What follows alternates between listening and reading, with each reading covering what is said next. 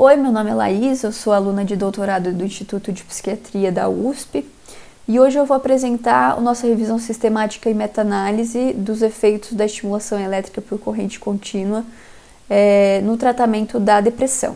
Né? A estimulação elétrica por corrente contínua, e eu vou chamar aqui de TDCS, é uma técnica de neuromodulação não invasiva. Ela vem sendo cada vez mais investigada para diversas condições neuropsiquiátricas, dentre elas toque, esquizofrenia, e a depressão chama atenção porque vem sendo muito investigada os efeitos da TDCS para essa condição. Né?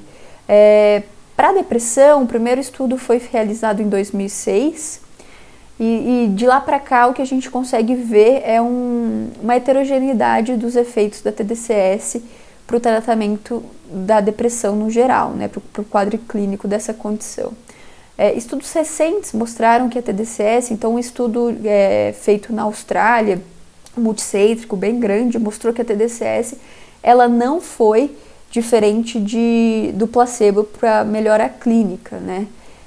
E um estudo do nosso grupo, coordenado e conduzido, liderado aí pelo professor Brunoni, mostrou que a TDCS foi superior ao placebo, mas ela foi inferior ao estalopram de 20 mg por dia. Né?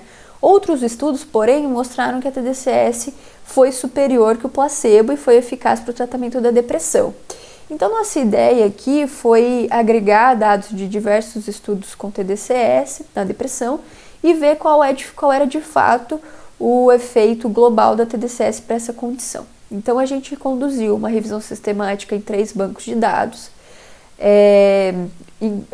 Buscamos estudos randomizados controlados por placebo, né? Fizemos até uma busca abrangente aí da literatura, incluímos depressão unibipolar e depressão secundária também, e em relação à intervenção foi TDCS com monoterapia e TDCS adjuvante a outras técnicas também, como psicoterapia ou medicação. Então a gente incluiu diversos estudos, né? Não só TDCS como monoterapia ou não só TDCS com depressão primária. Né?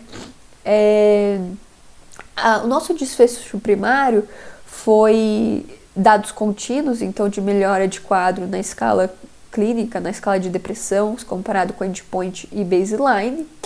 E o secundário foi resposta e remissão, números necessários para tratar, e também avaliamos a aceitabilidade. Né? A aceitabilidade é o número de dropout no braço placebo e no braço ativo. Então faz essa comparação de números de dropout num braço e no outro. Né? Então o que a gente achou foi... foram 23 RCTs, então 23 estudos randomizados controlados, 25 datasets, então provavelmente duas publicações tinham 2 estudos cada, num total de 1.092 participantes. Eram 591 participantes no braço ativo e 501 no braço chã, tá? Então, visto aqui a nossa imagem, que a gente tem nesse forest plot, esse losanguinho aqui está mostrando pra gente que a TDCS, de fato, ela foi efetiva para o tratamento da depressão, né? Então, aqui o que a gente tem é um efeito de 0,46, acho que não dá para ver na figura, mas aqui a gente tem, então, um efeito de 0,46, que é considerado um efeito moderado, né? Então, por mais que o efeito foi positivo da TDCS para o tratamento da depressão, ele ainda foi um efeito moderado. Para a resposta e remissão, então a gente encontrou aqui uma razão de chance de 2,28 de resposta de acontecer. Então essa razão de chance por exemplo, nesse caso aqui a gente tem 2,28 pessoas respondendo no braço ativo para cada uma pessoa que responde no braço chã. Né? E mesma coisa para remissão, a gente encontrou dados bem parecidos, né? Razões de chance bem parecida, que foi de 2,12 pessoas necessárias, pessoas precisavam responder para, por exemplo, uma nesse caso, remitir no braço placebo, né? Números necessários para tratar, então a gente precisava de pelo menos 6 pessoas para responderem, ou pelo 10,7, né? Quase 11 pessoas para remitirem, né? Outro dado importante que a gente encontrou no nosso estudo, que eu não trouxe aqui, foi que os sujeitos que eram resistentes ao tratamento, eles não foram um moderador de resposta. Então, estudos anteriores viram que sujeitos que eram que não respondiam a nenhuma medicação, então eram refratários a algumas intervenções, eles respondiam menos a TDCS. Isso não foi encontrado no nosso estudo. Então, nosso estudo mostrou que não tinha essa significância negativa para responder para pacientes que eram resistentes, né?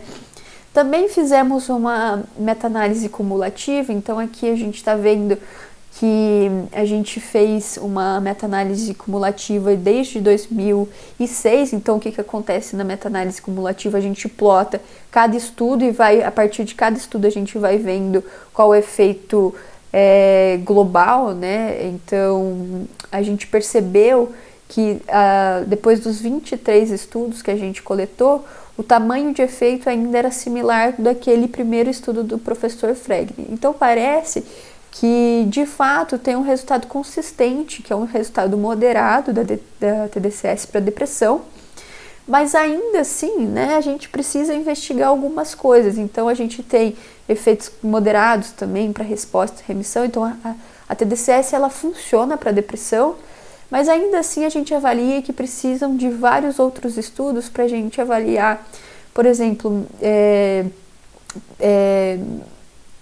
medicina de precisão, então avaliar biomarcadores para saber quais são de fato as pessoas que têm possibilidade de responder melhor para a TDCS, né?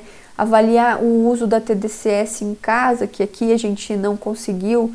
Todos esses estudos foram realizados em centros de pesquisa, então a TDCS em casa pode ser uma forma de melhorar esses desfechos, né?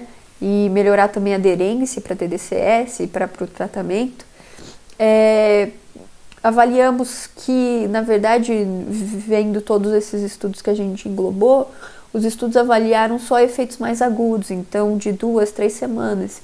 É necessário ainda, por mais que a gente tenha esses efeitos moderados da TDCS, a gente sabe disso, né? Esse estudo mostrou, então, igual eu disse, comparado até ao Fregni de 2006, o efeito global continua muito semelhante. Ainda assim, a gente precisa saber os efeitos da TDCS a longo prazo. Então, ainda tem algumas limitações que precisam ser investigadas.